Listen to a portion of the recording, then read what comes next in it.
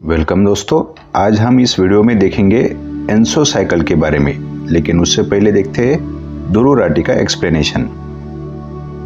दिल्ली में तापमान 40 डिग्री पार कर चुका है। यूपी और राजस्थान में 42 से 43 डिग्री, नागपुर, भोपाल, भुवनेश्वर जैसे शहरों में 45 डिग्री तक पहुंच गया है। और अभी तो अप्रैल ही चल रहा है। बैंगलोर में एक वीडियो वायरल हुआ जहां क्रेयॉन्स धूप में रखे रखे पिघलने लग गए, रंग बिरंगा सा लिक्विड बनकर ट्रे में बह रहे हैं। इस पूरे मुद्दे को बेहतर समझने के लिए हमें पहले जानना होगा कि ये एल नीनियो एग्जैक्टली क्या होता है। आसान शब्दों में कहा जाए तो पैसिफिक ओशन का ईस्टर्न और सेंट्रल हिस्सा, जहां आमतौर पर ठंडा पानी होना चाहिए, वहां अचानक पानी अनयूजुअली गर्म हो जाता है। और जब ट्रिलियंस ऑफ लीटर्स ऑफ पानी एक साथ गर्म हो जाए तो इतनी हीट रिलीज होती है कि पूरे प्लेनेट के विंड, रेन और वेदर पैटर्न्स बदल जाते हैं।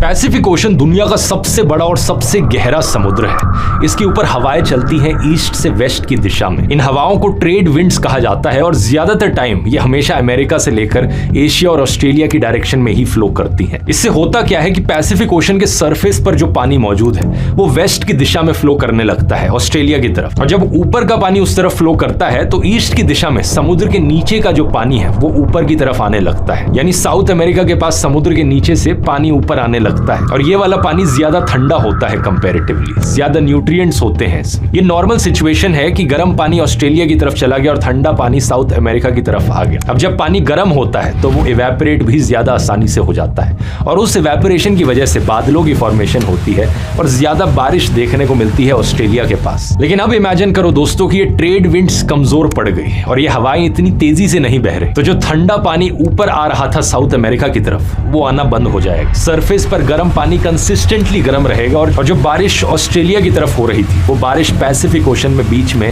कहीं भी हो जाएगी। इसी फिनोमिना को एल नीनियो कहा जाता है, जो कि एक साइकिल की तरह होते रहता है। लेकिन ये कोई इतनी रेगुलर साइकिल नहीं है। कभी ये हर 2 साल बाद आता है, कभी हर 5 साल बाद, तो कभी 7 साल बाद। लेकिन जब ये होता है तो ये 6 से 12 महीने तक चलता है। इस वीडियो में प्रोसेस को अच्छे से एक्सप्लेन किया है, लेकिन फेजेस के नाम नहीं बताए हैं। तो आज इस वीडियो में मैं आपको ये प्रोसेस अच्छे से एक्सप्लेन करूंगा और सभी फेजेस के नाम बताऊंगा। तो दोस्तों, आप देख सकते हैं कि गर्मी काफ़ी बढ़ रही है और टेम्परेचर 45 से 50 डिग्री तक जा रहा है। तो एल नीनो आ चुका है 2026 में। जब भी एल नीनो आता है तब ड्रॉट यानी सूखा पड़ता है, जिसको हम मराठी में दुष्काल बोलते हैं। एल नीनो एनसो साइकिल का एक फेज है, लेकिन एल नीनो क्या होता है ये अगर समझना है तो हमें एनसो साइकिल जाननी होगी। तो एनसो साइकिल 3 फेजेस में डिवाइड होती है। पहली है एल नीनो, दूसरी है न्यूट्रल और तीसरी है ला नीना। एल नीनो, न्यूट्रल, ला नीना, ये साइकिल रिपीट होती रहती है। ये तीनों फेजेस एक साथ नहीं आती। पहले एक फेज आती है, बाद में दूसरी फेज आती है। लेकिन सबसे पहले इस प्रोसेस की शुरुआत होती है हॉट सनरेज से। Hot sun rays east Pacific ocean के वाटर को गर्म कर देते हैं और इसके बाद शुरू होता है ला नीना का फेज। ला नीना के फेज में स्ट्रॉन्ग विंड्स होते हैं जो कि ईस्ट पैसिफिक ओशन के गर्म पानी को एशिया ऑस्ट्रेलिया की तरफ मूव करते हैं।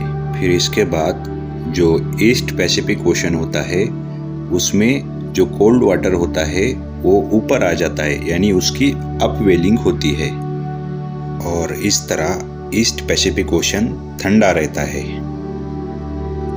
और अगर बात वेस्ट की जाए तो वेस्ट में गर्म पानी होने की वजह से स्टीम ऊपर जाता है और बारिश गिरती है।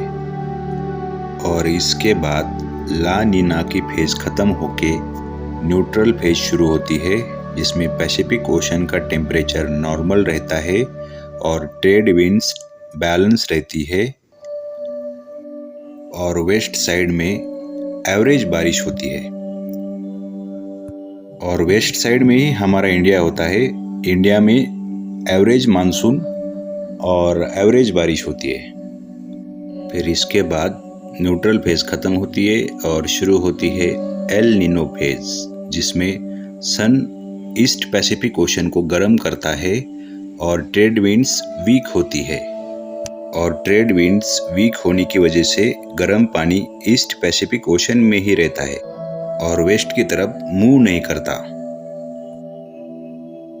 और ईस्ट पैसिफिक ओशन में जो कोल्ड वाटर होता है उसका अपवेलिंग यानी ऊपर जाना कम होता है, और जो सन रेज होते हैं वो ईस्ट पैसिफिक के वाटर को और भी गर्म करते हैं। और अगर बात वेस्ट की जाए तो वेस्ट में गर्म पानी ना मूव करने की वजह से कोल्ड वाटर रहता है, और उसकी वजह से स्टीम ऊपर नहीं जाती और बारिश नहीं होती। और इस तरह ईस्ट पैसिफिक ओशन गर्म रहता है। एल नीनो का मतलब होता है गर्म पैसिफिक ओशन, कमज़ोर ट्रेड विंड्स, और इंडिया में ड्रॉट यानी सूखा और वीक मानसून। और ला नीना का मतलब होता है ठंडा Pacific ocean, strong trade winds, India में ज़्यादा पावरफुल मानसून, ज़्यादा बारिश और bumper crops. El Nino warm phase 2015-16 में स्ट्रॉन्ग एल नीनो आया, डेफिशिएंट मॉनसून हुआ, सीवियर ड्राउट जैसा हाल था। 2023 में भी strong El Nino, below normal बारिश। 2026 में एल नीनो डेवलपिंग होने वाला है, इस बार भी कम monsoon expected.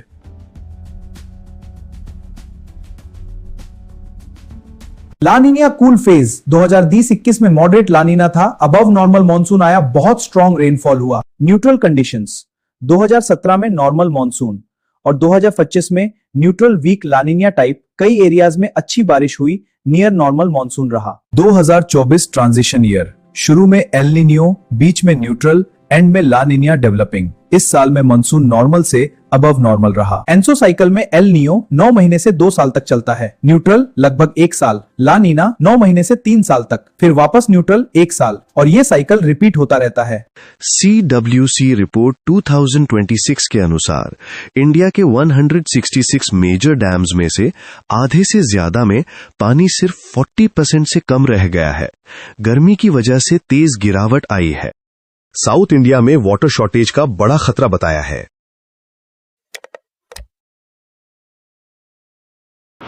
Easy memory trick: El Nino, warm Pacific, dry India. La Nina, cool Pacific, wet India. ये साइकिल मॉनसून प्रेडिक्शन के लिए बहुत इंपॉर्टेंट है। लाइक, शेयर, सब्सक्राइब करो, कमेंट में अपना मॉनसून एक्सपीरियंस बताओ।